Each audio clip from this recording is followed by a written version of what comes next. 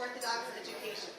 We can all agree that tonight's honorees are well deserving of their awards, and Aviva Lewis and I are honored to chair this year's banquet. I would like to take this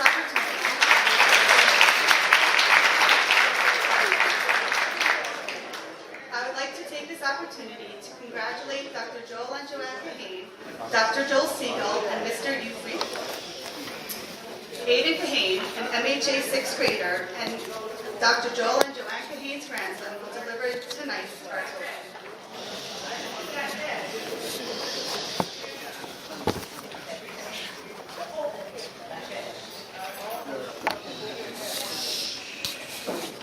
It was perhaps the single greatest collective failure of leadership in the whole Torah. In next week's Parshat Shalach, the 10 spies whom Moshe had sent out to spy out the land of Israel came back with a report calculated to demoralize the nation. Banu ala haaretz v'gam zval chalav v'davashi efes ki ala am hayoshev ba'aretz gedolot me'od. We came to the land to which you have sent us. It flows with milk and honey, and this is its fruit. However, the people who dwell in this land are strong, and the cities are strong and very large. We are not able to go up against the people, for they are stronger than we are. But this negative report was not true, and the spies should have known it. The Jewish people had just recently left Egypt, the greatest empire of the ancient world, after a series of plagues that brought the country to its knees. They had crossed the seemingly impassable barrier of the Red Sea. They fought and defeated the Amalekites, a ferocious warrior nation. They had even sung a song at the sea about how all the nations in the world now tremble in the presence and have melted away. The spies, and the entire Jewish nation for that matter, should have known that the people of this new land were afraid of them, not the other way around. But in our Parshat Shalach, only Yoshua and Caleb among the 12 spies showed leadership. Only Yoshua and Caleb told the Jewish people that the conquest of the land was achievable because Hashem was with them. And Yoshua and Caleb were rewarded for their leadership, as they alone of generation lived to enter the land of Israel. One of the fundamental tasks of any leader, from president to parent to student, is to give people a sense of confidence in themselves, in the group which they are a part of, and in the mission itself. A leader must have faith in the people he or she leads, commitment to the task at hand, and the ability to inspire the faith and confidence in others. Dr. Rosa Beth Moss-Cantor of Harvard Business School published a book entitled Confidence. Her primary thesis of the book is that leadership is not about the leader. It is about how the leader builds the confidence of those he or she leads. Dr. Cantor suggests that this is why the word confidence, which is derived from Latin, means having faith together. The truth is that in no small measure, a law of self-fulfilling prophecy applies in the human arena. Those who say, we cannot do it, are probably right, as are those who say, we can. If you lack confidence, you will lose. If you have it, solid, justified confidence based on preparation and past performance, you will win, not always, but often enough to triumph over the setbacks and failures. And perhaps that is the most profound lesson we can take away from Parshat Shalach in the episode of the spies. The lesson of leadership and of confidence, of faith and of hope. By their defeatism, the spies failed as leaders and as Jews. To be a Jew is to be an agent of confidence and of hope. And that is what 10 of the spies failed to understand. It was a spiritual failure that condemned an entire generation to 40 years of futile wandering through the desert. The school in which my siblings, classmates, friends have the privilege to attend, this school, the Markling Hebrew Academy, exists because of the leadership of each and every one of you. It is because of your confidence, it is because of your faith, it is because of your vision that a small southern community like Memphis, Tennessee can sustain a great success like the Markling Hebrew Academy. It is because of leaders like tonight's honorees, my Mima and Poppy, Dr. Joel and Joanne Kahane, Dr. Joel Siegel, and Mr. Hugh Frieden, who each, in their own unique ways, are agents of confidence and of hope in the leadership of our school community. It is because of the community's resounding collective not simply accepting what is, but daring to dream what could be. That our school, our community, and our city thrives today. And like Yeshua and Caleb, who were rewarded most uniquely for their leadership, may you each be rewarded for your efforts with health and bracha always. Thank you for giving me the opportunity to be here tonight.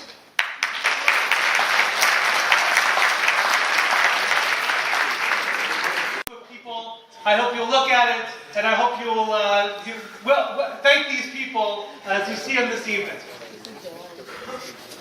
I'm here to do two things. One is to present the Teachers of the Year Award, which is a tremendous honor, and then to discuss a little bit and give some context for the evening. So let's start with the Teacher of the Year Award. I don't know if this is the first night that this is the case, but both Teachers of the Year are not here tonight. They're both out of town. So we'll speak in their stead. I gave the award to each one of these wonderful, wonderful teachers this week, and each one sends her good wishes and wishes that she was here to be here this evening. One of them was actually a little more excited that she wasn't here, as you'll understand in a moment. The first Teacher of the Year for Judaic Studies is Anat Camp.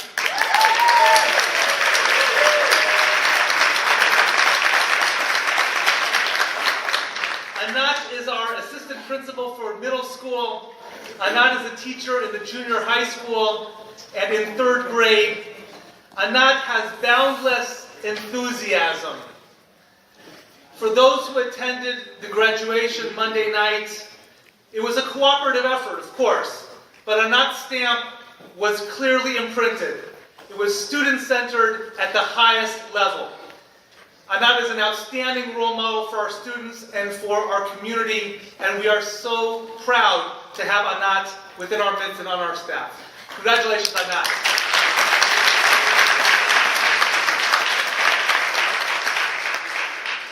Our General Studies Teacher of the Year is Rivki Wiener.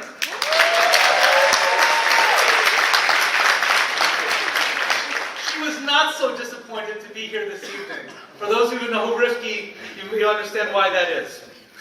Rivki teaches our second grade, and she's not disappointed she's not here. She's disappointed she's not here to come forward to get the award. That's what you said. Okay. Rivki is a teacher of second grade and is a fourth grade language arts and social studies teacher. Rivki understands children and understands education. Paradoxically, Rivki's meticulous planning and execution allows students to feel free and be open to growth in her class. Rivki is an outstanding role model for our students and for our community, and we are so proud to have Rivki on our staff. Congratulations, Rivki.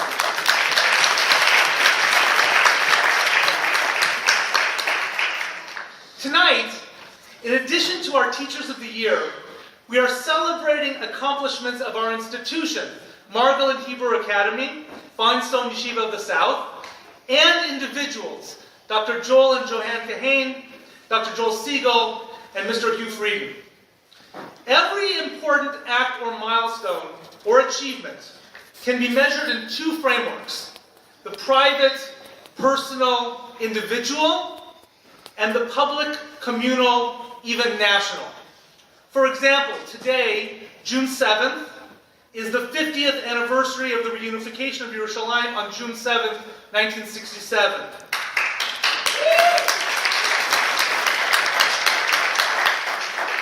This historic event impacted and impacts individuals. There's a famous story of the Tzaddik of Yerushalayim, Reb Aryeh Levine, crawling towards the Kotel on his hands and knees, kissing each stone along the way. Anyone and everyone who has been to the Kotel knows the personal impact of the visit. And on a national level, the reunification of Yerushalayim has secured a focal point of Kedusha for Klal Yisrael. Closer to home, there were so many important achievements of this year's school year. For those of you who attended our 3 graduation ceremonies, kindergarten, 8th grade and 12th grade, you saw firsthand how the school is helping to shape the next generation of educated Jewish leaders. You saw self-confident, educated students who have internalized our Jewish values and are seeking to make a difference in our community and beyond. Thank you for supporting our graduates.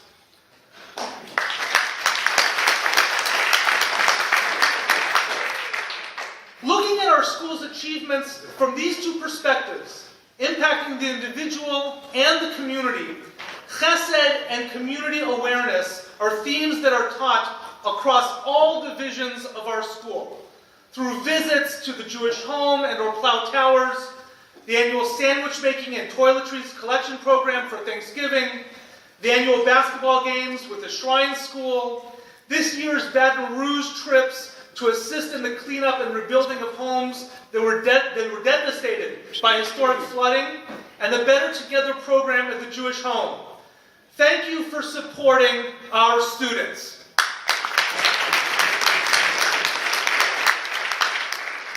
However, one educational project stands out to me from this year: the production of the Better Together Names Not Numbers movie. There is an ad in the journal recognizing this project that I hope you'll look at. Under the leadership of Ms. Sally Atsuna, Rabbi Yonatan Gersten, and Dr. Whitney Kennan, almost 20 of our students produced a full-length feature film that was shown at the community's annual Yom HaShoah program at the Memphis JCC. This film featured interviews with local Holocaust survivors and a righteous Gentile family who saved the lives of the members of the Gersten family during the Holocaust. This film also depicted the process by which our students made the film and the enduring impact that the film has had on them. This project was a once-in-a-lifetime opportunity for our seniors who made this film. Thank you for supporting our seniors. Returning to our honorees, these four individuals, Dr. Joel and Joanne Kahane, Dr. Joel Siegel, and Mr. Hugh Frieden, share a very laudable quality: wholehearted dedication to our children's physical and spiritual development. For each of these shining lights, this dedication expresses itself in two ways: fostering one-on-one relationships and helping to build an institution where our children can grow and flourish. Dr. Joel and Joanne Kahane, you influence students who come to work in your home. I know the impact because I hear from the boys. You teach children and you hold them to high standards. You have taken a pioneering role in connecting our alumni to the school. I believe your crowning achievement is in your raising two sons, each with their respective wives, who are building families dedicated to Jewish education and dedicated to building Torah institutions. Dr. Joel Siegel, you are a pediatrician. Your commitment to children begins there. But in addition to your work in the medical field, you are dedicated through your intensive work to building a flourishing Margolin Hebrew Academy. You and Rachel are wonderful partners for the school, and you are raising a very special family. Mr. Hugh Frieden, you have shepherded the institution of parent-child learning, and you build a relationship with each child and family who attends. What an important institution to have in our community. Keep spinning the wheel of Mazel. You and your wife Debbie have raised a family who are now raising families committed to Torah and to Torah education. Amazing. Thank you for your support and for the continuing and gracious support of all of you, the Margolin Hebrew Academy community. Good evening.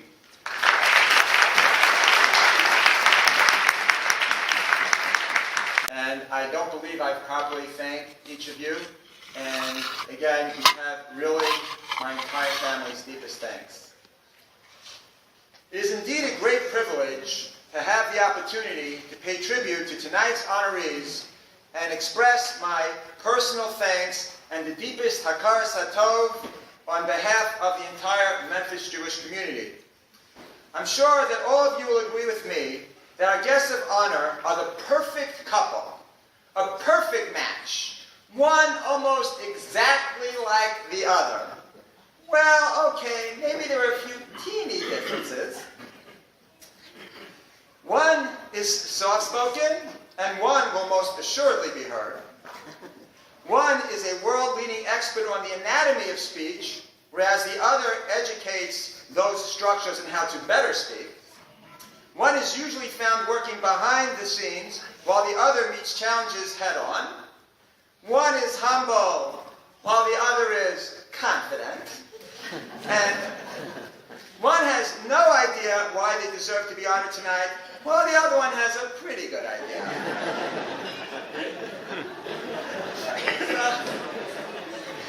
So let's dig deeper and find out about each member of this couple, why together they are such a powerful force.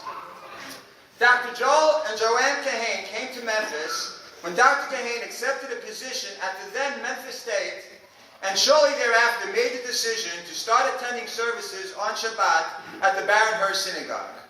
Accompanying them to shul was, and yes, Joanne, I know, the absolutely cutest 2-year-old child anyone has ever seen, of course, until the grandchildren.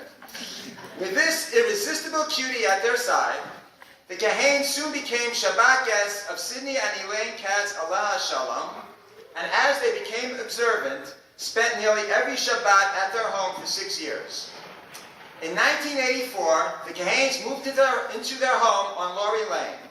Sidney and Elaine were obviously great teachers of the maxim, Yehei Beischa Pasuach Yervacha, let your house be wide open, as the Kahanes' house has been full of guests from either the University of Memphis or others in the community who would otherwise not have a proper and warm Shabbat experience.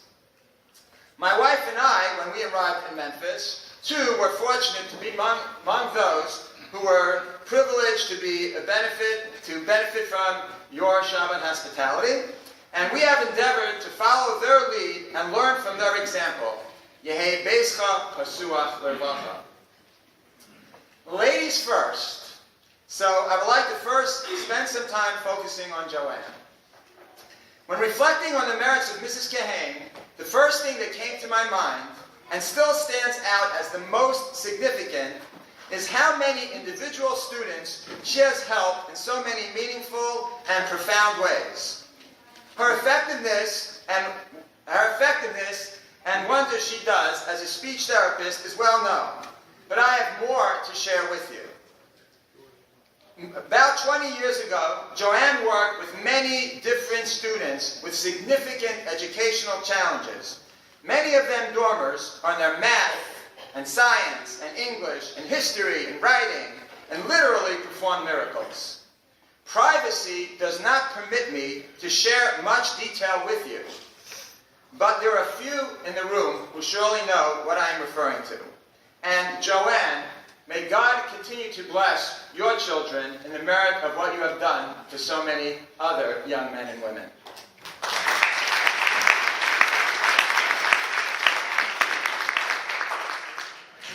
Joanne and Joel both had a hand in reconstituting the basketball program after it had been non-existent for many years. Through their efforts, the alumni basketball game was born, and for 10 years, Joanne chaired the event, making the arrangements, raising funds, organizing the food, and much more. Yeshiva of the South graduations are a challenging and demanding enterprise, believe me. And Joanne volunteered her time for many years, helping the students write and deliver their speeches and orchestrating the event. The Kahane home has been a favorite Shabbat destination for the dormers, and the students demonstrated how much they appreciated Mrs. Kahane by honoring her at the CYHB steak dinner more than 15 years ago.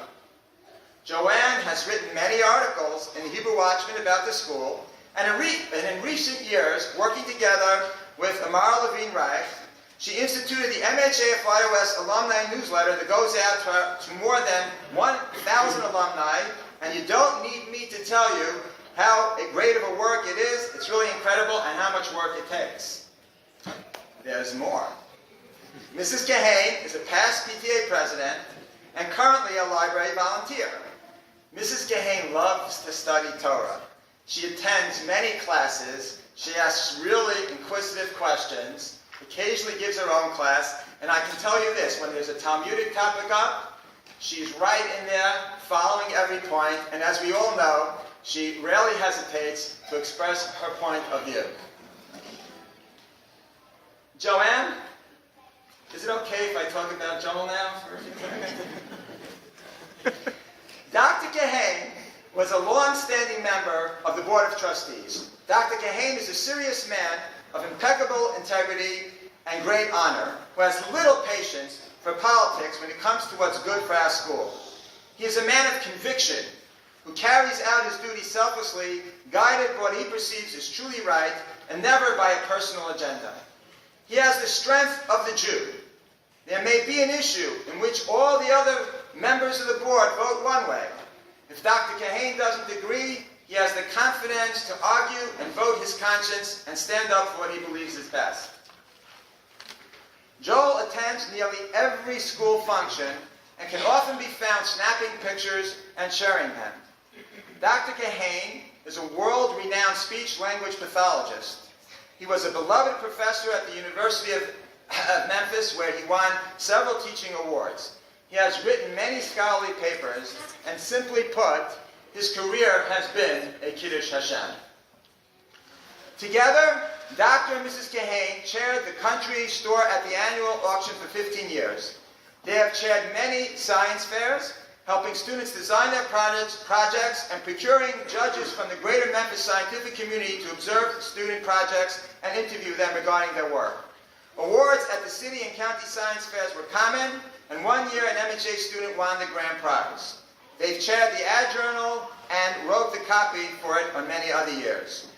Significantly, Joel and Joanne have made themselves available to any member of the community who needs their professional help in speech, voice, and swallowing, often at no charge if it would be a financial burden to the family. It is hard to believe that all this has been accomplished while Joanne has been battling myasthenia for more than 20 years. They are an inspiration to all who must cope with a serious physical ailment, and to how spouses can stand by their partner's side, supporting them and giving them the strength to do battle with a serious disease and emerge victorious. Just about everyone in Memphis considers the Kahanes their good friends, and they have probably racked up $40,000 of debt traveling to out-of-town weddings and other symphonies. 60,000. Their presence at our sons' weddings was extremely important to Sandra and me, and just this morning they were returning from the Schmel wedding in New York, and in fact were delayed at the airport, and we're not sure if they were going to make it back to the banquet till Joanne commandeered the plane and said, "Fly!"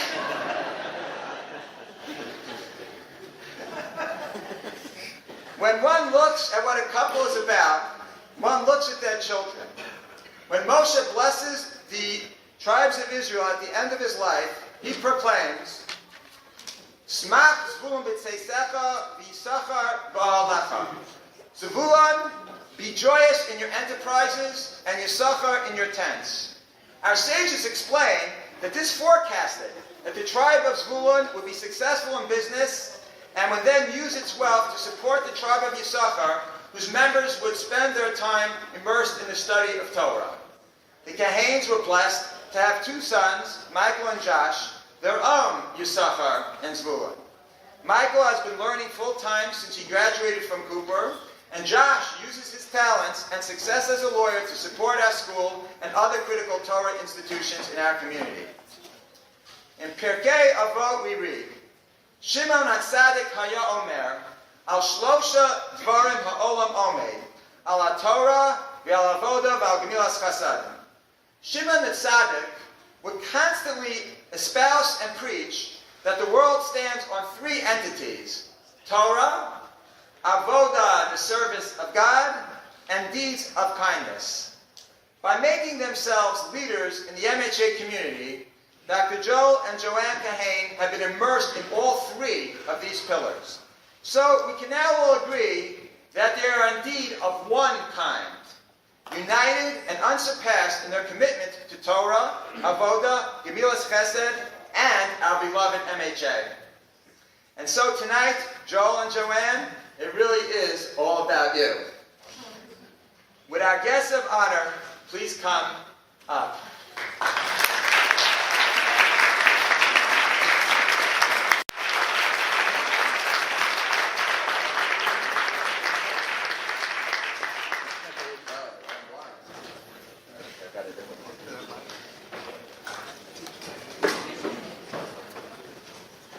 So this is very beautiful work of art, and interestingly enough, this actually is a coincidence.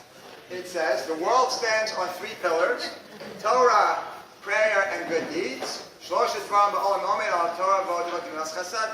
And with deep gratitude to Dr. Joel and Joanne Kahane for your dedication and generous support, MHAFYOS, June 7th, 2017, 13th of Sivan, 5777.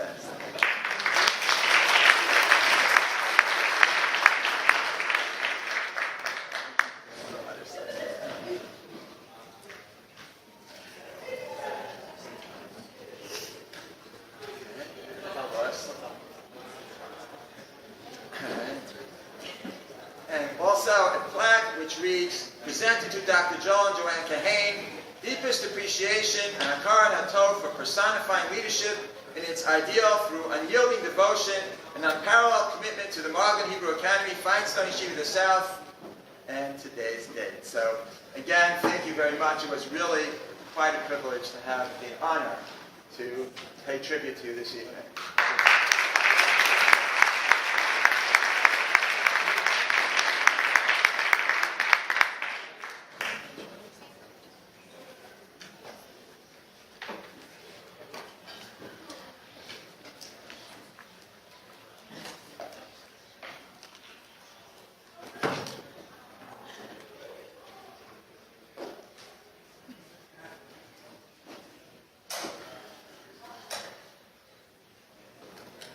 Thank you, Rabbi Gersten, for those very, very touching remarks. We wish that our parents were here to have enjoyed them as much as we have. Thank you very much. Dear friends, we want to express our sincere hakaras hatov to Hashem for permitting us to be able to share this wonderful occasion with our family and with all of you. We'd also like to extend congratulations to our fellow honorees, Hugh Frieden, Joel Siegel, for the honors that are so well bestowed upon you, specifically for their efforts on behalf of Torah Education in Memphis, and for them being shown to them in such a wonderful way. It's a koach to both of you. We'd also like to thank the nominating committee for selecting us for this honor.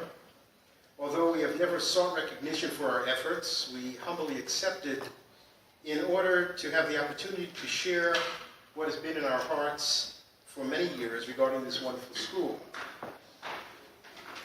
It's often said that you know about a person's upbringing, the better you understand why they think the way they do and how they may react to future events. So we'd like to share some memories of our early years with you.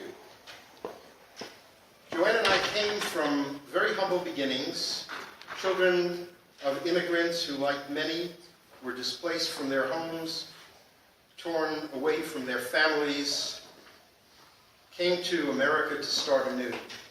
We both grew up in Brooklyn.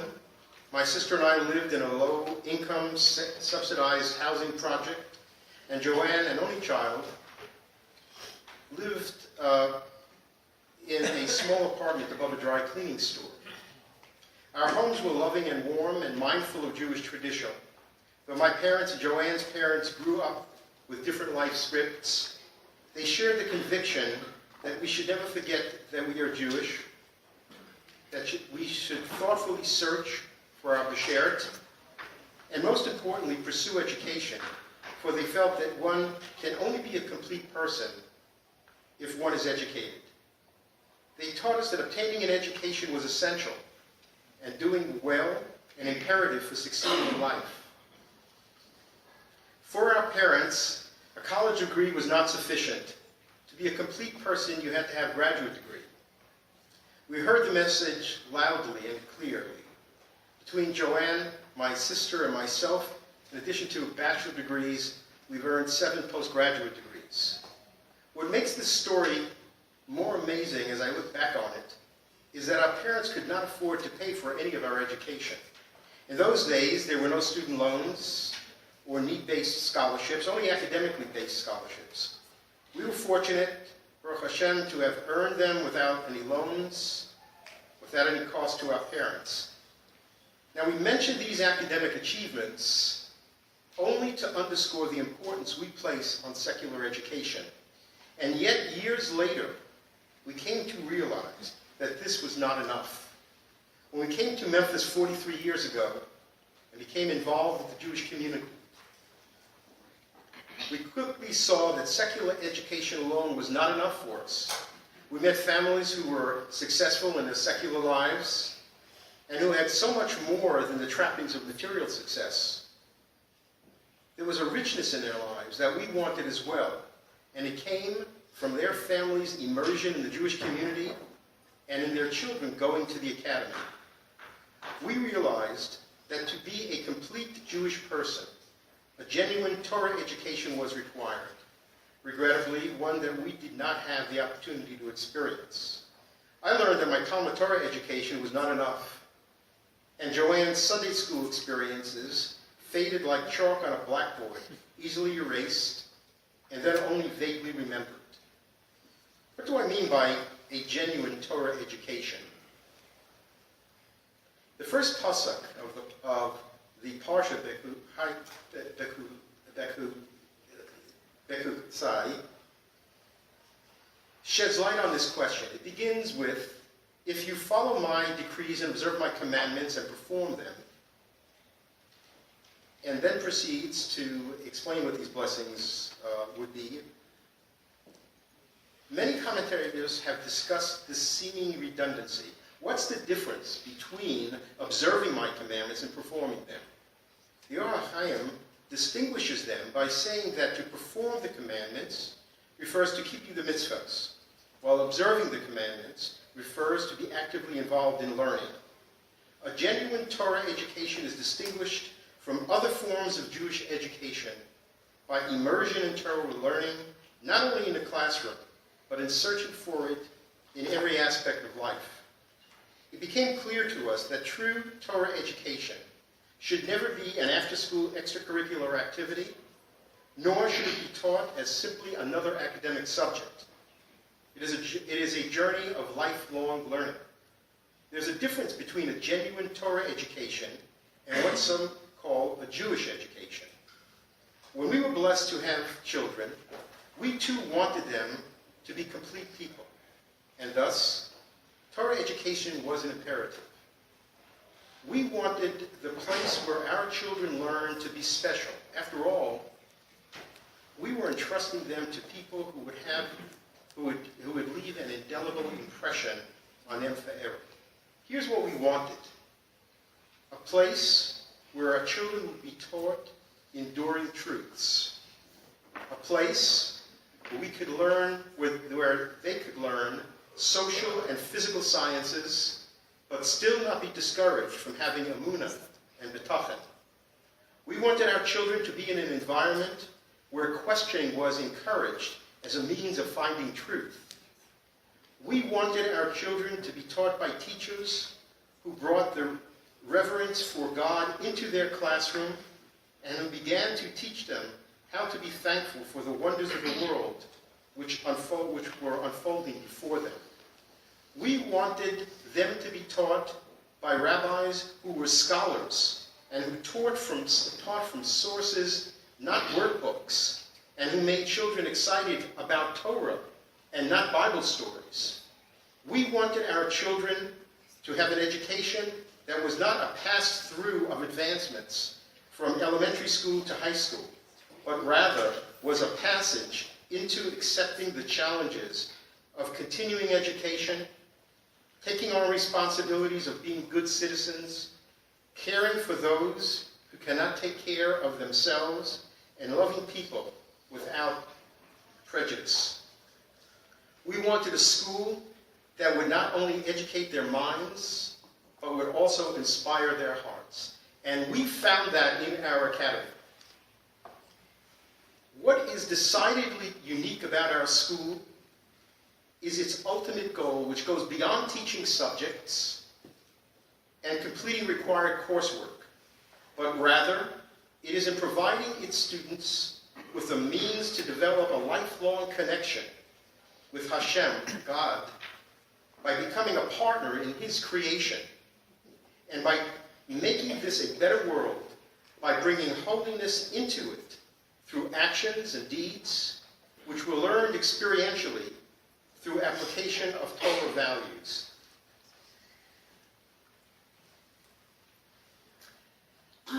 So, this being said, why isn't every child from this community at the academy? We thought we might like to look at some of the reasons we have heard why parents have chosen not to put their students in our school. First one we've heard is that people say that our school lacks diversity, that they would like their children to learn that people practice Judaism in different ways.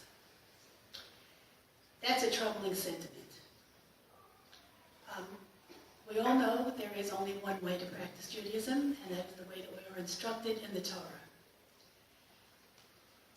That being said, we teach our children not to judge or to reject other Jewish people who have chosen, for whatever their reason, not to be Torah observant. Nevertheless, we must never teach our children that Judaism can be practiced in many different ways. B.F. Skinner, who is a noted behavioral psychologist, put forth a very interesting theory. It's a principle of behavior. And what it says is that when an organism is confronted with two options, both yielding the same result, the organism will always select the one with the least resistance, the one that requires the least effort. If we teach our children that there are other, obviously easier ways to practice Judaism, how long will it be before we take that first step down the slippery slope of assimilation? In his book, A Letter in the Scroll, Rabbi Dr. Jonathan Sachs bemoans the loss of Jewish identity among many young people today. But he makes an interesting assertion. He says the loss of Jewish identity does not happen overnight.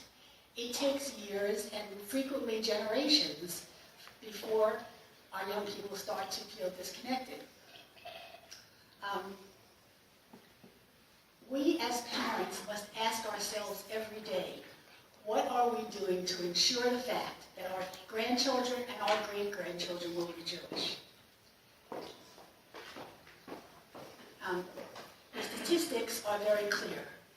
Every step that we take away from a genuine Torah education increases the possibility and probability of assimilation in future generations in our family. The second reason people have given me is that it costs too much money. Yes, clearly the price tag for a genuine Torah education is high. Although, as we all know, our school has never turned away a child because of a family's inability to pay.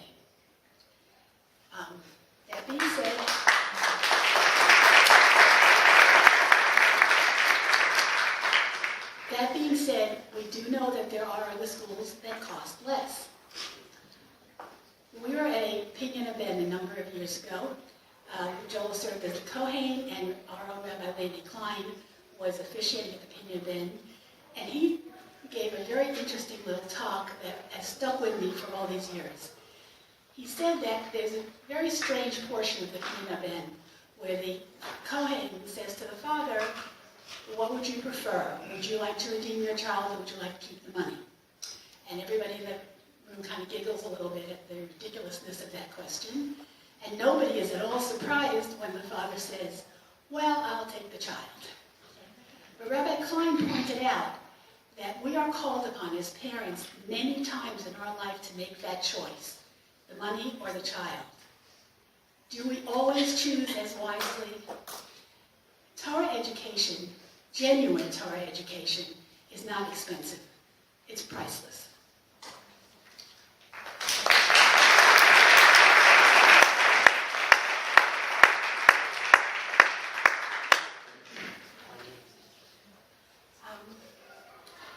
Okay, some people have told me that they're concerned about the educational model that we use. The dual curriculum, some feel that perhaps there isn't enough time, either in Torah studies or in secular studies, to do an adequate job. It is understandable that people want what's best for their child, but the data simply do not support these facts, that there's not sufficient time. And as proof of that, I ask all of you only to look at our alumni newsletter. This is not a shameless plug, I'm really serious. There's a section in the back of every newsletter called Where Are They Now? And it is incredibly impressive. Our graduates, our alumni, are accepted to the finest colleges, universities, and yeshivas in the world. Many of them go to Ivy League schools. Many of our graduates have graduated Phi Beta Kappa. They are then accepted to medical, law, graduate, and business schools all over the world. Our Torah studies graduates who choose to go into the Torah world, have made their mark on Torah education. And in this country, we have members of our alumni group at the OU, at the CRC, at Star K. They hold pulpits in some of the major synagogues in the country. We have heads of school all over here and in Israel who are graduates of our school. We currently have, I don't know, you may not be aware of this, I just found out recently, we have an MHA alumnus who founded PayPal and Ancestry.com. In the most recent newsletter, we highlighted a graduate who just retired from a career at NASA. NASA, really? We have right now currently several alumni who are distinguishing themselves at such global corporations as Twitter, Microsoft, and Google. I could go on all night about this, but I'll just mention one more. We currently have 3 young women from the Goldie Margolin School for Girls who at this moment are attending medical school.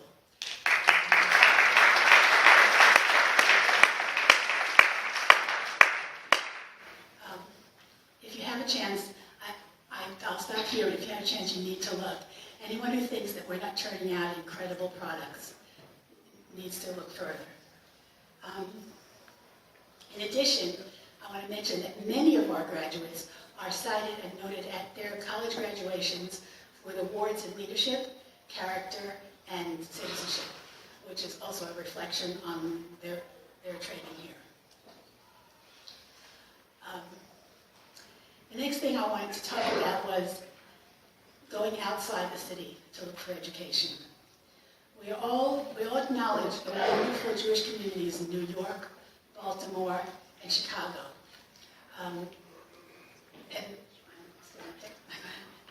Chicago, and some of us have left to live there. Some of us use them as measuring standards for our community. But how many of us have reflected about how these became great Jewish cities? We just have to look at Jewish history. We've had in Spain in the years 800 to 1492, very thriving, strong Jewish community. In Poland in the years 1300 to 1939, also thriving Jewish communities. These were 600 years of flourishing communities. How did they start? Interestingly, they did not start by having immigrants move to those countries, having an influx of Jewish immigrants.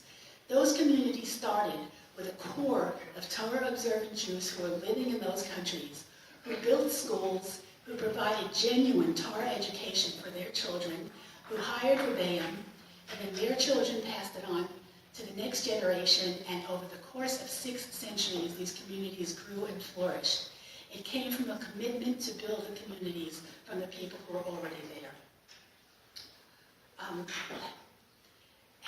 Many of you may not ever have reflected on whether Hashem, when he designed this earth, had in his mind the fact that he would put beautiful communities in Chicago and Baltimore and New York, beautiful Jewish communities. Did he not also have in mind to have a beautiful Jewish community in Memphis? Of course he did. And every one of us who is here was placed here. We are not here by chance. We were placed here by Hashem. We have a purpose here. Everyone in this room was placed here for a purpose.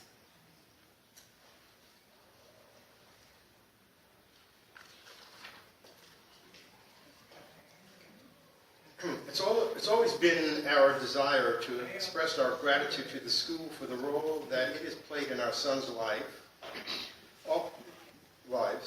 Often I have said,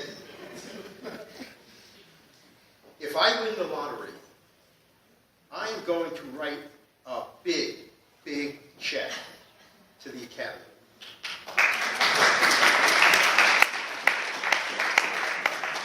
Now, to date, this hasn't happened, but it might. And when it does, you're all witness to the fact that I will do it. But given the fact that this is somewhat delayed in coming, we've tried over the years to express our gratitude to the school in other ways, using skills and talents with which Hashem has blessed us. And for 35 years, we have been blessed to watch our sons grow into complete adults, living meaningful and significant lives. And at the same time, we have been able to express our gratitude to the school for the role that it has played in that process, both of which have brought us infinite joy. In last week's Parsha, Naso, we saw the B'nai Kachas were bearers of the ark and carried the most sacred parts of the tabernacle, while the B'nai Gershon carried less sacred portions. Both tasks were necessary and should be done with joy, and should not cause discouragement, even though one may have been perceived as more prestigious or important. Rabbi Moshe Feinstein commented on this idea as it may relate to communal activity by saying that each person's effort contributes in its own way to sanctifying an activity or service to an organization. So too are the individual contributions that we make to our school. It will be different for each of us, but all important to ensure the good work of the institution. I know that we are all busy, and you may not think that you have time. The truth is, nobody has the time. Some people choose to make the time. For us, in addition to seeing our school thrive over the years, we have been blessed to have our boys marry wonderful girls from the Goldie Margolin School for Girls. Seeing us and the Krupps being so supportive of the school, along with the richness of their own experience, we believe helped Josh and Lana make the decision to come back to Memphis, to live here, and to raise that family. Let's all do what we can do to help this school grow and prosper, so that your children, everybody sitting here has a child or a grandchild or a relative, that your child will decide to come back to Memphis to be part of our community.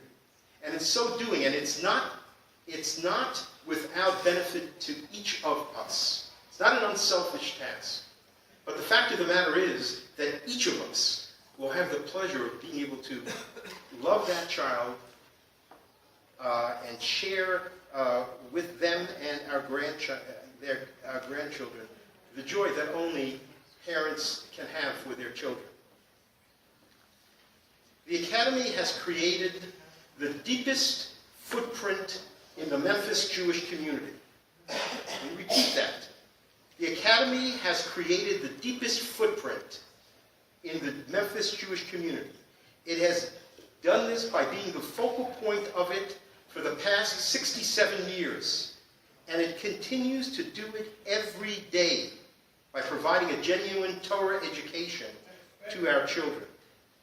The Academy Yeshiva has created a community of Jewish life and culture that extends outside the walls of the school building, as most of its teachers and its rebbes are part of the fabric of the neighborhood where their students live. They are part of students' lives, and students are part of theirs. The Memphis Hebrew Academy Feinstein Yeshiva of the South is indeed our community school. May Hashem continue to bless Memphis, our beloved school, and the Academy Yeshiva family. Thank you all very much for your attention.